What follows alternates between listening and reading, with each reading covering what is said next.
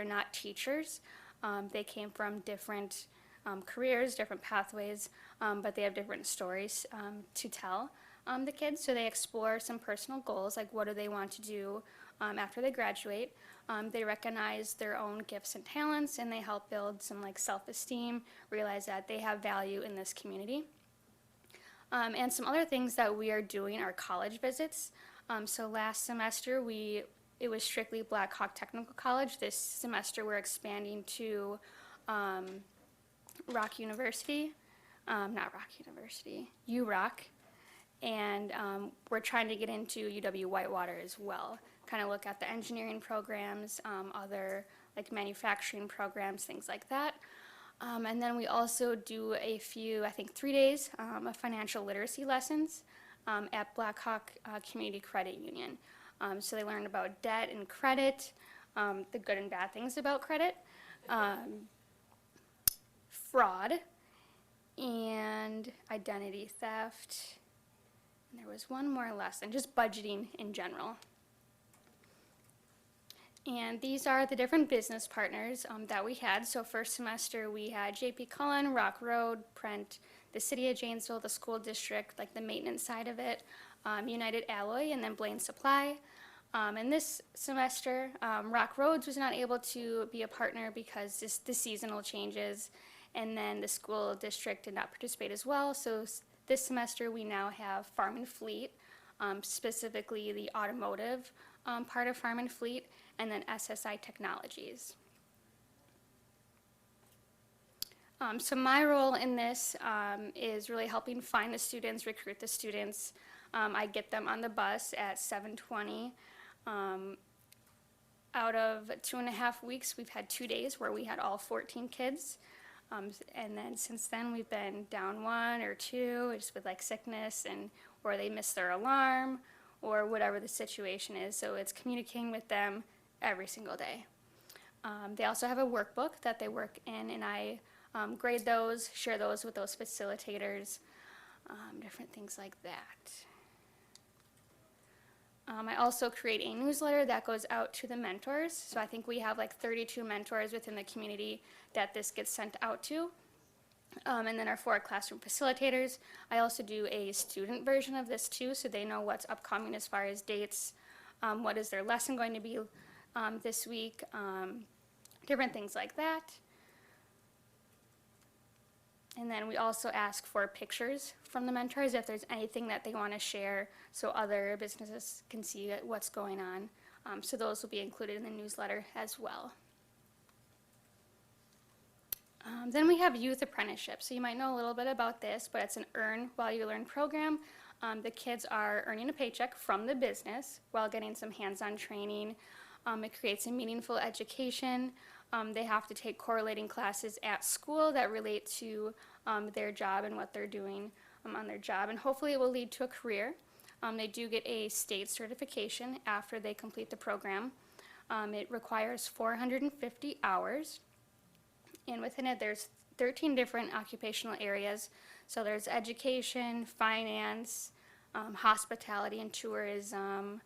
There's a lot of different options, and within those 13 pathways we have 79 different career options. So here are those occupational areas. So there's a wide range of options here. There's only a few jobs that kids have that we struggle to find a pathway for, and it's usually if they work at like a golf course. We can't find something that relates to that. And other just kind of customer service jobs, we don't have a pathway for that, but it's something we want to look into in the future. Right now we have 43 students officially enrolled, completely enrolled, so 43, and then there's 6 that I am still working on finishing their paperwork and getting them enrolled. These are some of the businesses that students are working for. So I was just talking to our student at Mercy Health. She is doing a nursing assistant program, and she realized, so she started December 18th, and since December 18th to January 25th, she worked 200 hours and realized it's not for her. So she got did the work of getting her nursing CNA, got that nursing assistant position, realized it's not for her, so she's dropping all of her classes at Black Hawk Tech, enrolling in classes at Craig, sticking with her nursing assistant position, but decided she's going into education instead. So it's a very different career change, but she realizes nursing's not for her. So that's kind of part of why we do this, is to see what kids like and what they don't like. I have a student who graduated early, so just in January, a couple weeks ago, and he was at Scott Forge, and they offered him a full-time job after he graduated, so now he's working full-time at Scott Forge, and he really enjoys it. So there's a lot of different pathways and a lot of opportunities for kids just here in Janesville. Some of our upcoming events, so next Monday is the Rock County Career and Technical Education Stakeholder Meeting. That's at the Rock County Job Center. So it's going to be educators and businesses all working together to see what does our community really need. Then we have the Youth Apprenticeship Job Fair, also at the Job Center on April 23rd. And then that same week we have the School District of Janesville Job Fair, or Rock County Job Fair at Parker High School. So that those will be businesses that are currently, well, over the summer hoping to employ students, or they need workers. So what's next? We hope to grow Craftsmen with Character. So we want to maintain and expand our business partners. We want to limit the burnout. So we don't want to go to the same 7 businesses every semester, and then because we don't want them to get exhausted and not want to participate. So we want to have a wide, I guess, list of partners to go to. We also are hoping to expand it to different pathways. So maybe do a healthcare pathway and have different healthcare jobs that students can shadow, just like right now they're doing the trades. So we hope to have different pathways in the future. And we also want to create a better pipeline from Craftsmen with Character to youth apprenticeship. Some of these businesses already have youth apprenticeships options, and some of them don't, so we want to help them build that youth apprenticeship program so they can go right from Craftsmen with Character to youth apprenticeship. I also want to develop new business partnerships. So in Janesville, GEA just went up on the east side of town. So they've reached out. They are recruiting current seniors, so as soon as they turn 18, they can work for them. And they are looking for like full-time employees as soon as they graduate. And then Shine, they're looking to grow as well, so I'm hoping to get students in there, kind of see what they're all about. They have a lot of different departments, a lot of different things to offer. And then increase guest speakers in schools. GEA wants to get right into the schools. Frito-Lay and Beaujolais, they want to get into the schools, get in front of students to tell them everything that they have to offer. I think that's it. Yeah. I'm still figuring that out because I've looked them up over and over and I can't exactly figure it out, but they are, so they do like engineering and like manufacturing. So they're a factory in a sense, yeah. So they just went up by the sports complex, if you know where that is. Yes. Another question, Madam Chairperson? Of course. So every student ends up with a certification at the end of the semester? Is that right? Or? At the end of the year, for youth apprenticeship, Yes. when they finish their 450 hours, which is usually, so they have from June 1st to August 31st of the next summer to finish it. I see. And then once they finish it, they get their certificate. I see. And the certificate is what? Is it like like in healthcare, a CNA certificate, or is it? It's just a youth apprenticeship completion certificates that they participated in the program, so they can add it to resumes, college applications, anything like that. And there's also dual credit options and things like that, is that right? I mean, you said kids are studying also at Black Hawk, is that a dual credit thing? They can, or they can do like Start College Now. That's at Blackhawks, where they can go right to Blackhawk Tech and take classes there during the school day. Okay. And what would you say is sort of the demographic, I guess you could say, of the students that are interested in this? Are they, like average students mostly? Are they students that tend to gravitate toward trades or business classes, or, what's the feel? Do they come from everywhere? Everywhere, yeah. So I have really high achieving students that, want to do the nursing, or they do like sales or merchandising, or we have students in the trades that go to like United Alloy and do welding. It's kind of anywhere in between. So if they go to United Alloy and do welding, they must have they must come out of that with some sort of certification for welding, right? Or They can. So So United Alloy has a program where they can send students up to, I believe it's Eagle River, take like a 6-week course up in Eagle River. It's all paid for. They paid for their education, and then once they complete that program, they'll come back with a certificate, and most of the time a full-time job at United Alloy. I see. Okay, thank you. Thank you. So what's the capacity for this program? And how old, what class do you have to be in to apply? They just have to be a junior or senior, and there's no restriction on like how high their GPA has to be. So it's really to target like any student. We don't want to limit someone if they only have like a 1.5 GPA. We don't want to like steer anyone away from participating. But then they do have to take a correlating class to what they're doing. So if they're doing welding at United Alloy, they need to take a welding class at their high school as well. So you said you had like 43 and you're working on 6 more. I mean, what's your, how many can you handle in this program? Apprentice. Is that what you're asking about? Versus craftsman with character? Well, either one, I guess. Thanks. I mean, so, For youth apprenticeship, so they give school districts, they have to, I guess they set a goal, and our goal is 50. So they basically reserve 50 spots for us. But if there's other schools in the so it's Rock and Greene County. So if there was a district in Greene County that maybe didn't reach their goal and had a few spots opening, we can fill those spots too.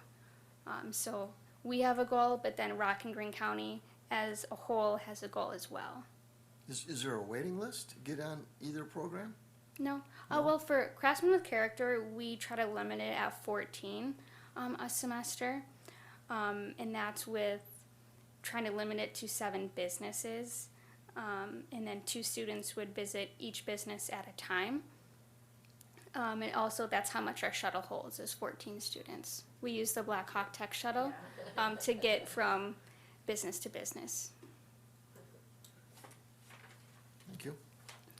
I was wondering about that number too, because I saw 14 for both semesters. Now, it was at Parker first semester, and Yep. it's filtering out of Craig this semester. Yep, Craig, and then we have 3 charter students Okay. participating. And so then so I'm assuming right now the shuttle is picking everyone up at Craig, so then those charter students just have to get to Craig by 7:20 in the morning? Yep, they get to Craig, but then they get dropped back off at Rock River and Rock Nice. University. Nice. I'm so glad that it's an opportunity for all of our students in the district, and because I think this sounds really great.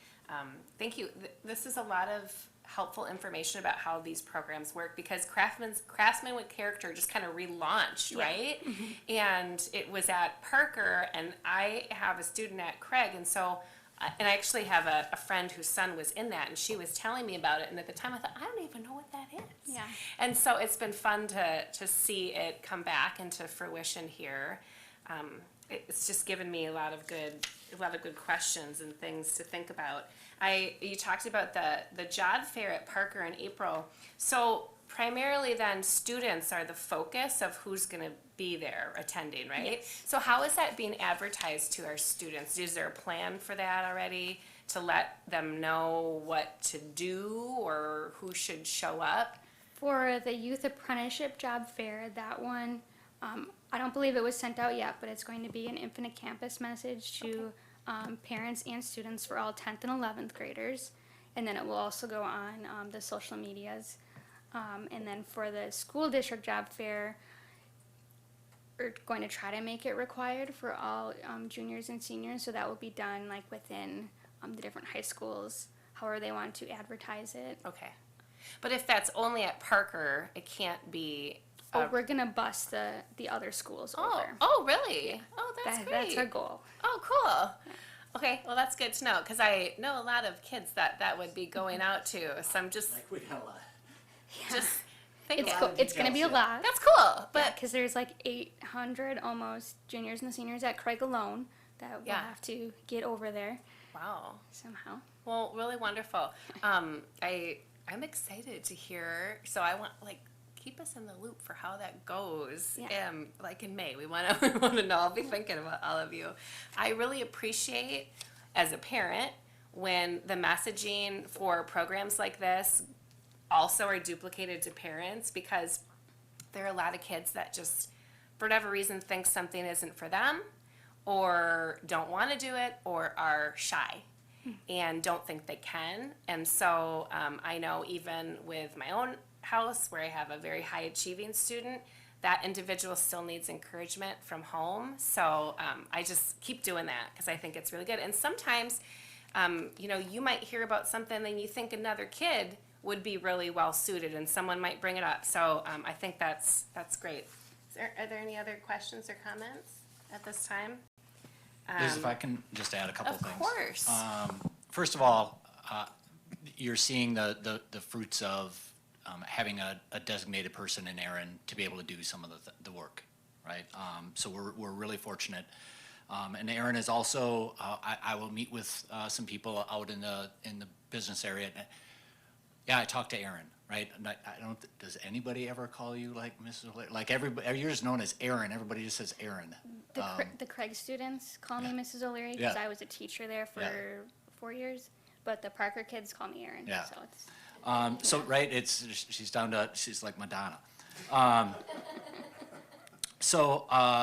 One of the things that we didn't bring some pictures of, but the Craftsman with Character had a celebration for their first semester at Parker a few weeks ago. Incredibly well attended. We had about 80 people there, all business partners, parents, celebrating those 14 individuals. Really nice to see. 3 of them got up and spoke, talked about a great experience. And it really is going to help propel us forward. And we're going to need to keep that number about where it is for the same, exactly what Erin was talking about, right? It really is the capacity of our partners, and we want to keep really strong partnerships. But again, another program that without Erin's assistance, we're not there yet, right? I mean, and we certainly wouldn't be able to sustain it. If you remember a few years ago, and this was not related to COVID, but our YA numbers were about 16. So you can see, right, in 1 year what having Erin's position and what it's been able to do. And she talked about the shuttle, and it's something that we believe we're going to be able to keep. It was really important to us that Craftsman was not, that travel wasn't a barrier for students, that we were going to make sure that you could participate. So thanks to our business partners pay for the shuttle. They all chip in to pay for that shuttle. Blackhawk's able to provide it. So we've got to find a way to get our kids to our schools, but then we take care of the rest of it. Just allows our kids not to have that barrier in the way, and allows any of our students to participate. And then the last thing, Commissioner Murray had asked about a little bit about capacity and students and who can participate. And with Craftsman,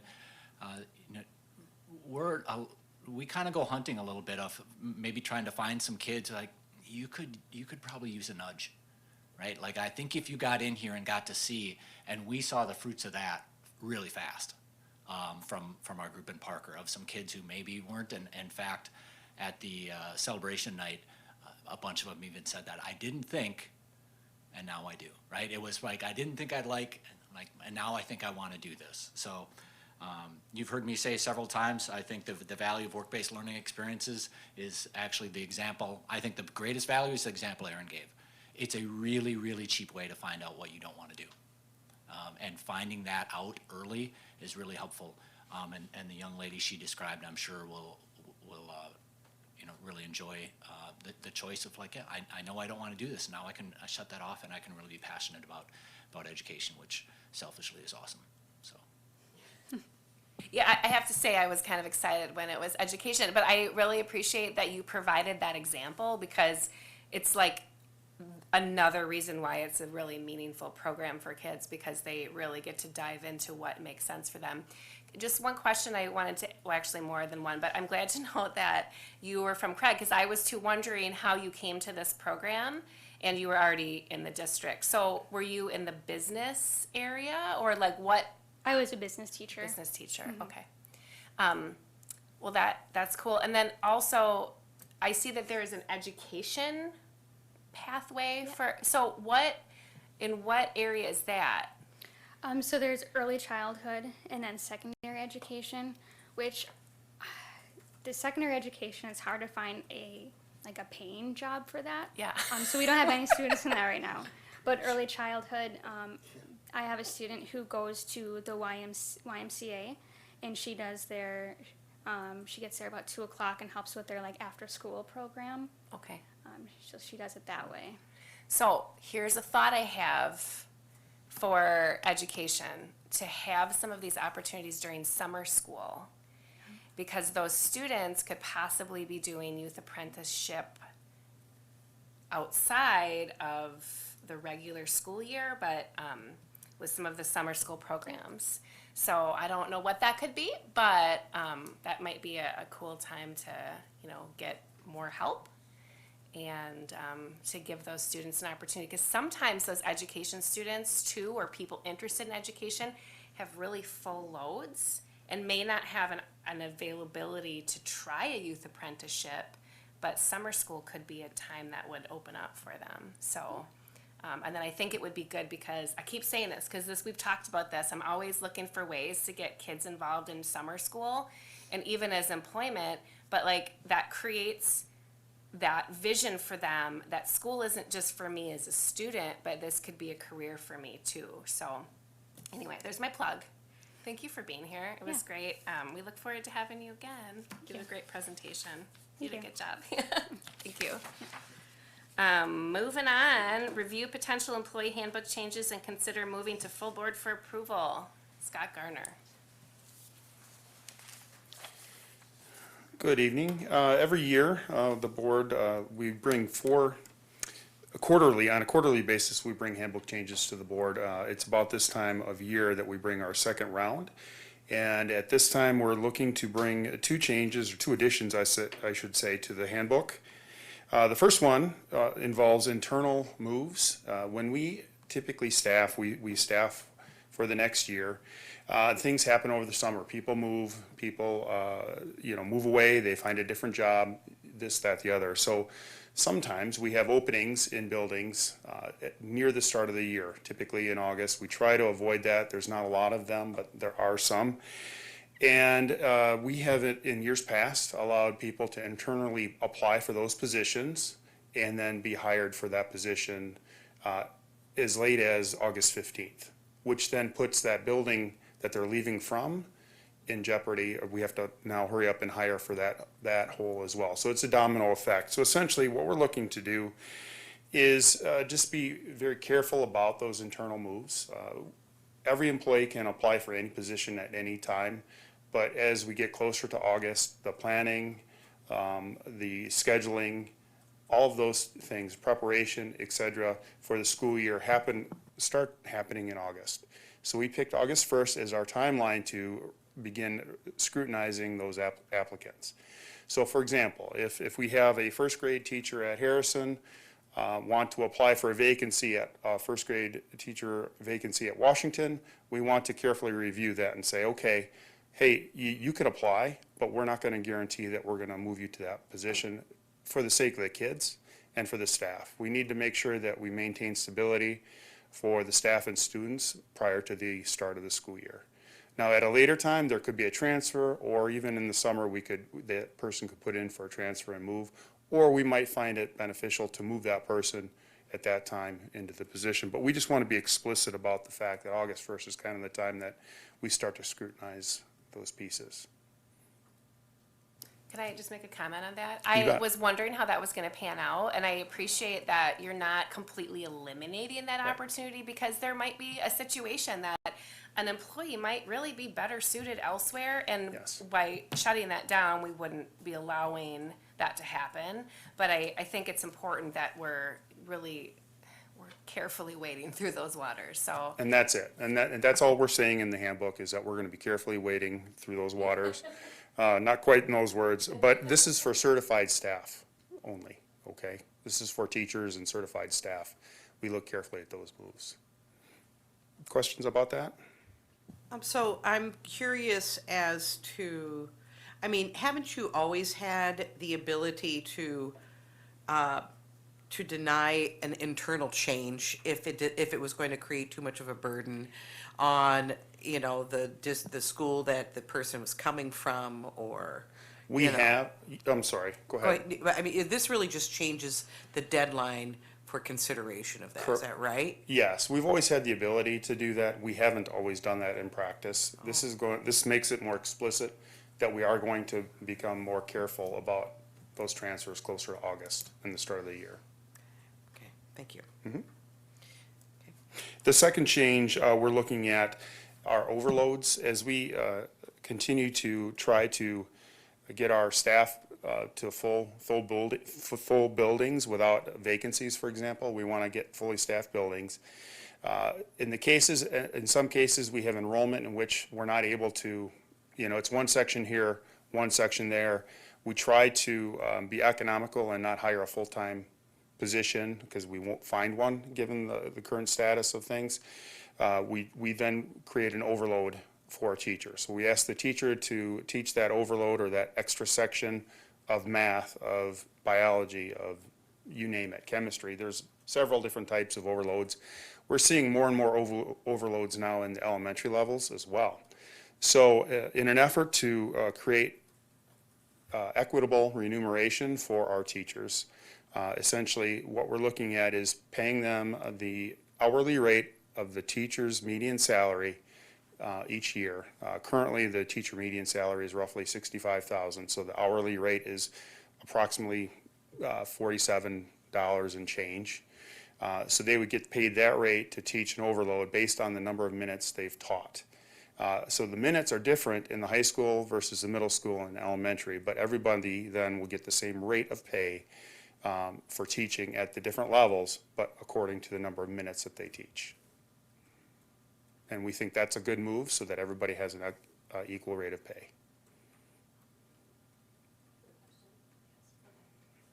Thanks. So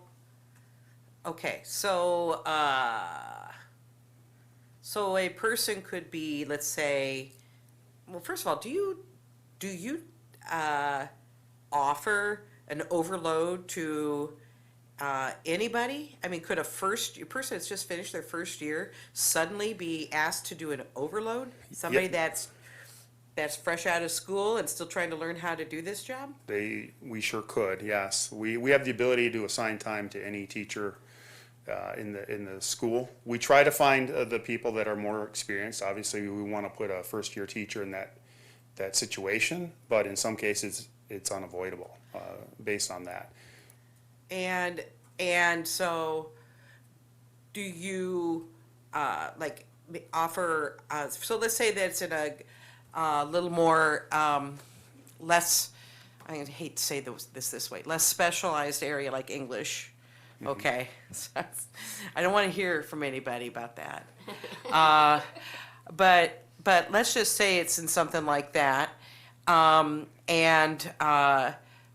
do you select the person? Do you ask for volunteers first, maybe from the department head? Right, so this is the reason we're adding the language. Our overload pay has been a practice. We're now putting it in the handbook as a policy. Okay, we want it in writing, but in terms of selection of overloads, typically principals look for volunteers first. We have to look for certification first, Sure. right? So the certified individuals that are able to teach that section, we look at that pool. We look for volunteers, and then if we can't find volunteers, it's a mandatory overload. Oh, so you would just assign somebody? Correct. An overload? Yes. Okay. And so, okay, in past practice then, how was the rate of pay determined? The rate of pay was more of a one-size-fits-all model. That was 1/8 of the teacher's salary that they would pay, because we have 8 periods. Historically, we've had 8 periods in the high school. And so therefore, we pay them 1 hour or 1/8 of that load during the school year.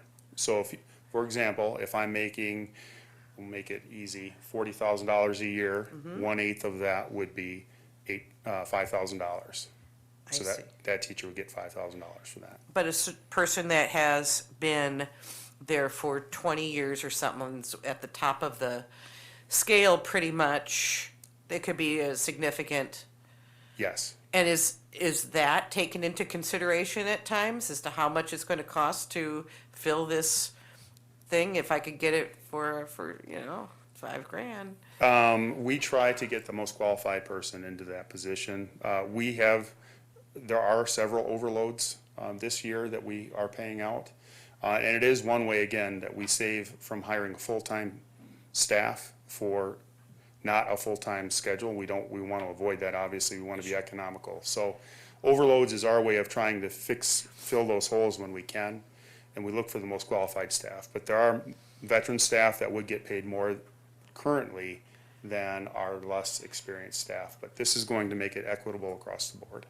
I see. Well, it's not equitable if you're a 20-year veteran, right? If you're used to getting If you're getting what the 1/8 of your first year salary, is getting. this would be a slight decrease in that, yes.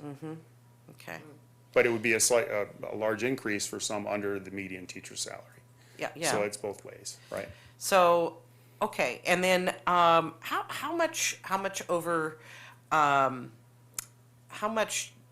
often does this happen? I mean, I suppose it happens every year, but the overloads. Do you have an idea about like what percentage of teachers that are taking an extra class? I don't have that percentage right now. I can find out. Okay, well, I would like to know, just sort of to, keep it in my head kind of a thing. Because to me, that's always a real concern. When, I mean, you have a certain number of classes you teach. And I know that we don't really have contracts here, but don't get me started. But, there's a reason for that number, Right. right? We agree with you, yes. Yeah. We don't want burnout, for sure. That's right. Well, you don't want to just do a disservice to kids. Right. Because, in that garden variety English class, somebody is, let's say if they teach 5 classes a day, and had 130 kids a class, let's say. I know that's not necessarily what's actually happening on the ground, but it could. Well, then you add up another 30 to that, that's 180. I mean, what kind of feedback are those kids great? First of all, they're not getting great feedback at 150 in the first place. Right. You know what I mean? And so, because classes, class sizes, class load matters. And I know you know that, but and I understand that these things happen, and I'm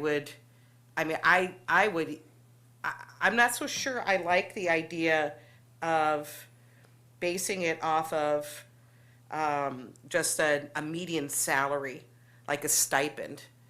I have to think about that for a while, and we're just talking about sending this on to the full board, right? Correct.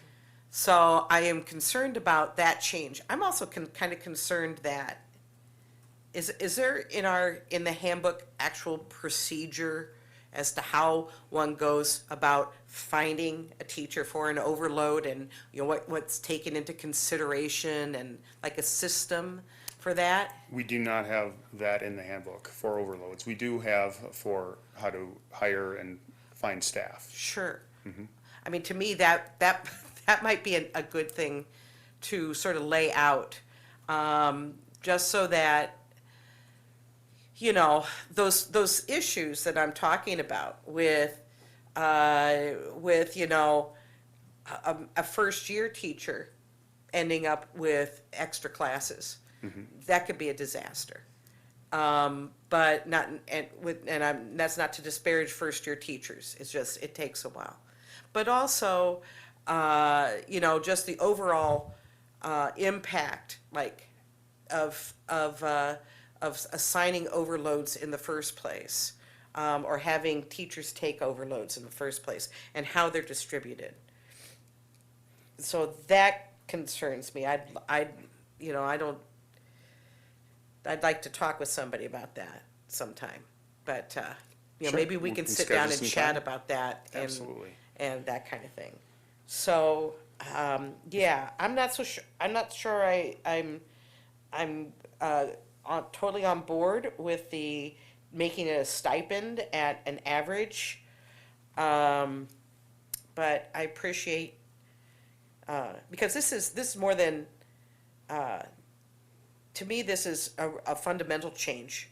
If you change the formula, right? That's a fundamental change. That's not necessarily just you know, clarifying or anything like that. That's a fundamental change. Yeah, So- it's in addition to the handbook, which has not been added, so that's why we're adding that language. We're trying to be explicit about how we do that. Yeah, And we haven't been in the past. sure. One thing I would add in terms of the overload, burnout and such, we do trust our principals and we talk to them on a regular basis. I know Chris and Allison do a great job of getting feedback from them in terms of, you know, hey, we have these overloads. We trust our principals to make those decisions with the teachers that they have. And certainly watch that if there are signs of burnout or concern. Sure. We always are on top of that. Sure. Yeah. Okay. Thank you very much. I'd just add, just to kind of give you some context of overloads. So one example that happens at the elementary level is overloads happen for art, music, and Phi Ed. So, for example, if we add, let's say a teacher is full-time, and we add a section of third grade, well then, we need somebody to teach that class in art, music, and Phi Ed. And so what happens is, the art and Phi Ed teacher Yeah. get 90 minutes, and the music teacher gets 60 minutes, because that's how much. And so we're really just institutionalized it, because at times it was just a percent, like what was it, 20th or one something? 1/16. So the elementary's different because Oh. the minutes are different. Yes. And so there was some disparities in how much people were remunerated based on what they were doing. I see. And so the model was trying to give minutes, for example. So that would be one example. I look back here, now this was at staffing time last year, and this changes. So, for example, Craig had an overload in math. So they have 11 math teachers, and 2 of them have overloads. So the model in that likely would be, Allison would go back, I don't know what the overloads were, but they would ask the math department, probably the chair, like, what do you think, who wants to do it, and they go forward. The alternative is, you either make the class sizes that much bigger, or you don't offer the classes. Yeah. So another example is I looked at, Parker had 2 overloads in tech ed. And so what happens often when we're doing the staffing is, they'll ask for 4.5 FTE in tech ed. Well, we know there's no way we can post a 0.5 tech ed teacher. We're not gonna find a 0.5 tech ed teacher anymore. Same thing with music or art, even in math. I'm not gonna find a 0.32 math teacher. So the alternative is you cut the class or make the classes, if it happens to be one you have, larger, or you do an overload. And so we were trying to make it universal, because sometimes we're asking, but maybe there's only 3 people in your department. So, I mean, we're asking, but we're really saying, we really need you to do this. And what we found, also what we heard, is from our younger teachers, they'll say, I don't wanna do an overload, cause I can just substitute that hour and make more money than the overload pay.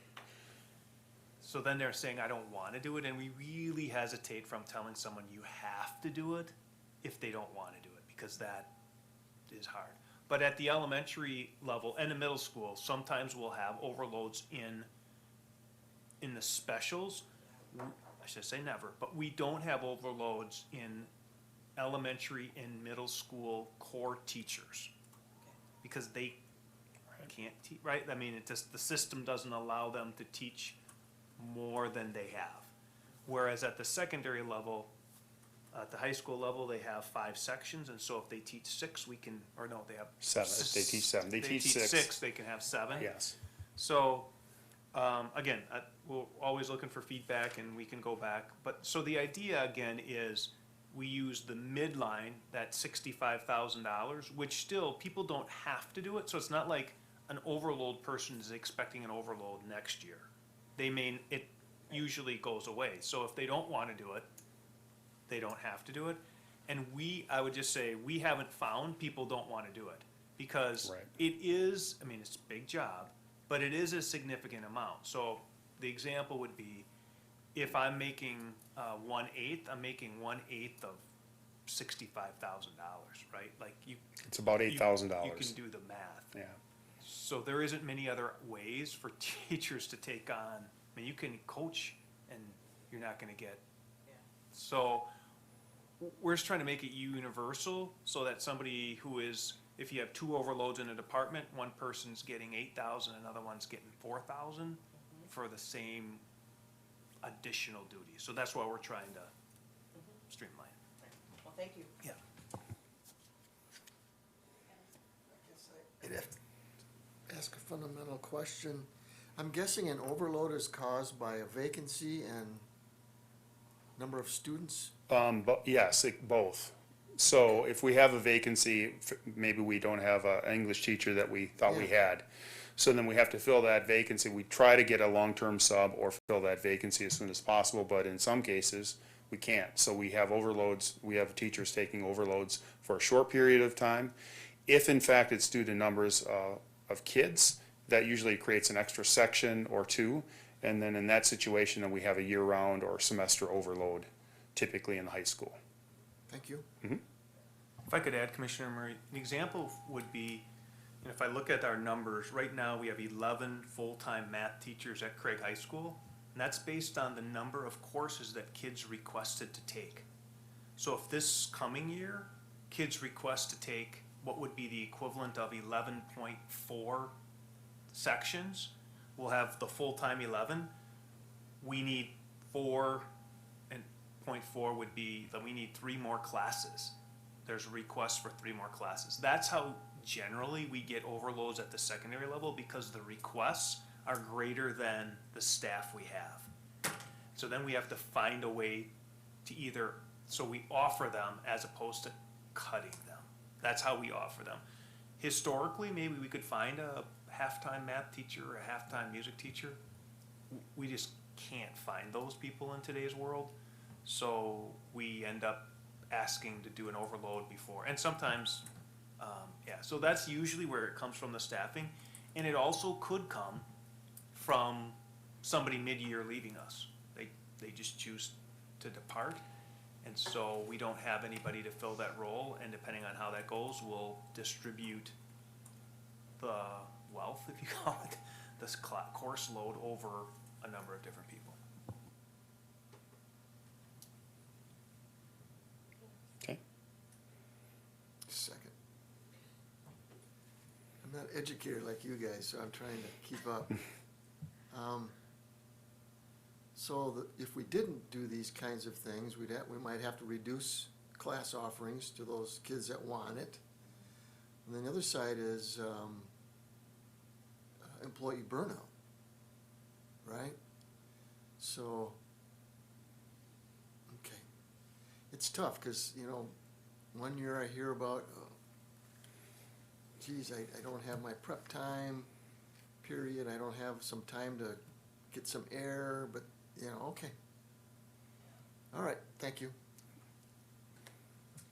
Okay, so our job is to move this to full board for approval, which is not meaning that we're necessarily approving this, but we're just passing it on for our group to. I make a motion to move forward to the full board.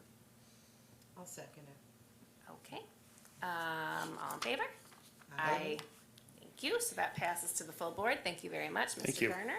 Yep, and then the last thing we need to do is review the Neola policy revision and consider moving to full board for adoption, a whole bunch of policies. I'm assuming, do I need to read I don't need to read the whole. You could take you could ask for a motion to take all, or if somebody wants to pull one out, you could do that too. Okay, do I have a motion? I move to, consider moving to the full board for adoption all of the Neola policies presented in this agenda. Do I have a second? I can second, right? Yeah, I second that. Are there any questions? Kevin, Commissioner Murray. Well, as I actually read these, and as I went through, some of my questions were answered. I'm surprised at least one fellow board member hasn't weighed in about class rank, because it's still GPA based, right? And I heard some board members talk about something different, like weighted grading. Well, that would go into class rank too, yeah. That could have an impact on class rank. But this one says based on GPA. Weighted grading can affect your GPA. It can? Okay, then never mind. You know, and I learned about what, I had to look up alienage is. What? Alienage. Oh, What was that? That was I'm in the not sure. homeless, right? no, I don't remember which one that was. Yeah, it's in there, but that No, which one was it from? is one of the, I think it was the second one, eligibility of resident, non-resident Oh, students. yes, sure, Yes. okay, yeah, makes sense. All right. You know, students' use of motor vehicles. Does, it talks literally about motorcycles, right? But, so you gotta have a motorcycle license to have a motorcycle, and you have to have a driver's license to drive a car. I mean, that makes sense, right? That's what we're saying. But it doesn't mention things like mopeds, or am I just like, what? You know, it doesn't mention, it's a motorized vehicle, so kids can still ride mopeds, right? So the Neola policies, we take the boilerplate template that the 386 other districts have approved, and we either accept or reject. So actually within this one, there were such things as like snowmobiles being driven into school, because up north, that's something. Sure. I wish we could So drive we snowmobiles. took into consideration the I know, that's why. most common options, to come up with that policy. Okay. I think that under that moped model, there's state law that says, I don't wanna say it's 49 cc's or lower, you can use your driver's license, and 50 cc's or higher has to be a motorcycle license, so they would qualify under that. But again, I think the idea, you know, we've avoided, and I may jest a little bit, like tractors, like that might be something in some school districts that I they do bet. in here. Snowmobiles, ATVs are also, you know, there are school districts that have a trail that you can just drive to school. And I think the idea is just trying to provide a general safety statement, like, don't drive to school. Then if in fact it happens, we can say, well, we have a policy that says you can't drive your motorcycle and do burnouts in the parking lot, and then you don't have a license to do that. So then, just generally speaking about this process, I learned that Neola is primarily finished with their work. And it's just that we are now going through the pile that they gave us, right? And I think this, we've been going through this, how long do you think? 5, 6 years? Probably too long. Or, I, 4 or 5 years. okay. Yeah, but when you say finished, so every 6 months, Neola gives us a new packet of policies to review that are either new or updated based on if we've adopted them or not. So the policy review will always be ongoing. It's not like we're done. We're just catching up our old policies to what Neola has. They've done that already. Well, I understand that policy change or adaption goes on forever, but we hired Neola, right, to do this work, and they gotta be about done by now with their work, or not. Yes, taking the old to the new work for the most part has been done.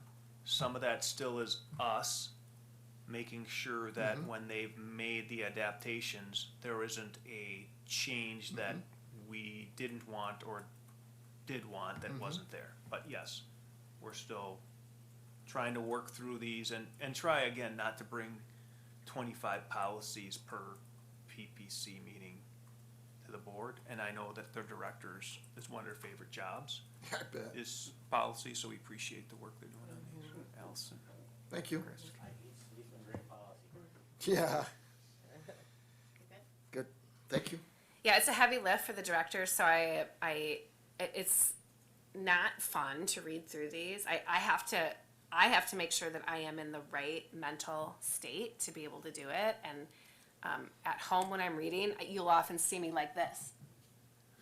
Because I have to block out, I don't have an office, and where I work is in literally the middle of our house. And sometimes there's children running around screaming, and I have to I need some noise canceling something. But, so thank you. One of the things that came up about class rank, because our class rank does not show on our report cards, but it is available. So students and families can obtain that by contacting their guidance counselor. You don't get it in Skyward? No, it's not shared anymore. It was. Oh. And then, I don't know how, over the last 4 or 5 years, it's been kind of cycled out. Yeah. So, and I know that because I was a part of a high school scholarship committee, and I was always evaluating scholarship applications, and they would have class rank, and then all of a sudden they didn't have class rank. So we had to update our scholarship application because students didn't know it, but so students can access that. Do you have a comment? Did that happen when we went to the Loudy system in graduation, that, we got rid of the class rank thing? No, I think it was even before the loud day, but Is that on? Yeah. I'd have to check, but I thought it was even before the Loudy. I'm trying to think. I Okay. don't remember it being on since I've been here, but Okay.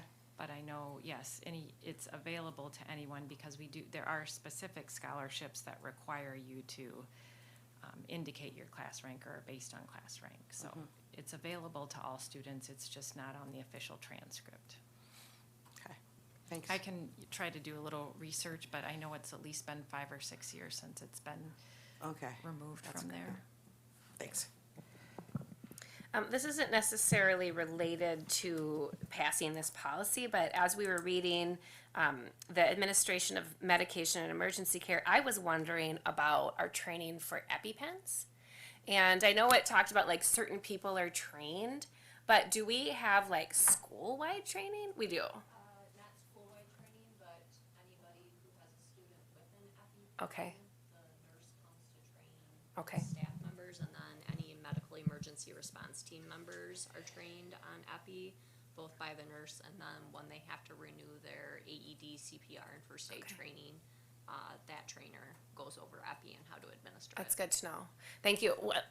When I was in a teaching position, I was at a school district that, it was a small school district, and there was a student with a very severe allergy, and so there was training for everyone, and I didn't have that particular student in my class, but I actually greatly appreciated being trained on EpiPen application, because I just think like, okay, then I know how to do it if that ever comes up. And so I think it's like, it's really good if we could have wider, maybe there could be some demonstration at the start of the year on the stage. I don't know if that's appropriate or not, but I'm in favor of the more people that know. I mean, I am very in tune with the food allergy world. We have food sensitivities in my family, not the same as a serious food allergy, but you know, there are individuals who die by accidental exposure all the time. It is terrifying. And so I think if there's anything that we can do as a district to prohibit any terrible circumstance like that, I think the better. But anyway, I just wanted to ask about that. So thank you very much.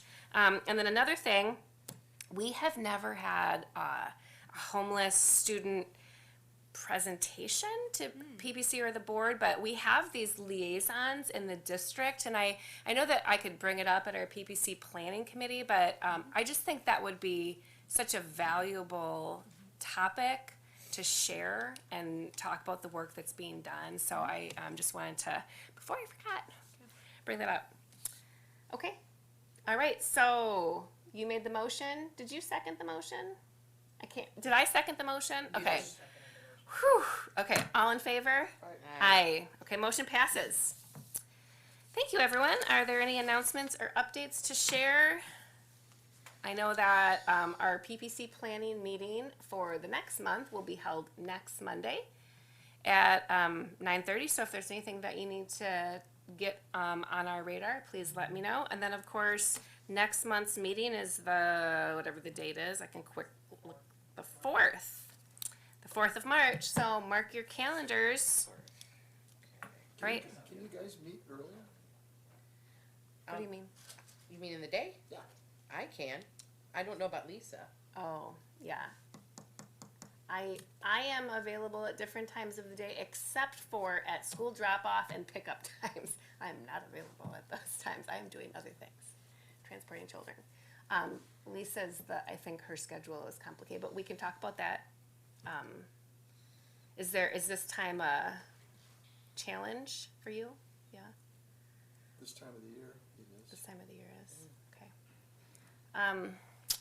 I know when we came to this meeting time and date, like 2 years Some ago. people have to work, some of us don't. Do. That it was tricky, that was a tricky schedule, and so it was like this day and that time kind of was what it was. But we want it to be accessible to everyone too. So I don't really know, I mean, it's set for now, but the things get reassigned too soon. Okay. So it, that can, we can talk about that going forward. Thank you. You're welcome. Any other information, questions? Okay, I'll adjourn the meeting. Thank you.